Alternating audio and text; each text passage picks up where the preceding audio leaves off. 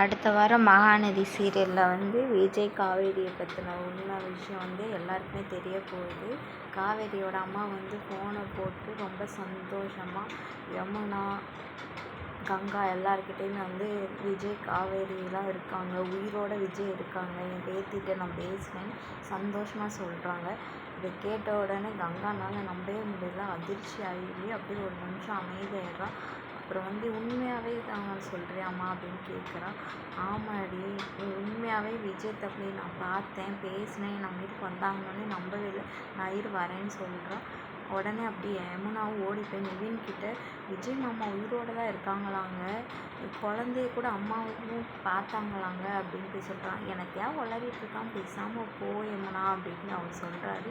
இல்லைங்க, நான் நிஜமாக தான் சொல்கிறேன், எங்கள் அம்மா தான் எனக்கு கால் பண்ணி சொன்னாங்க, நீங்கள் வேணால் எங்கள் அம்மா கிட்ட கூட கேளுங்க, விஜய் மாமா குழந்தைய கூட்டிகிட்டு எங்கள் வீட்டுக்கு வந்தாங்களாம், சாப்பிட்டாங்களாங்கன்னொன்னே அப்படியா, என்ன நான் அத்தைக்கிட்ட கேட்குறேன் அப்படின்னு சொல்லி அவர் சொல்கிறாராம்.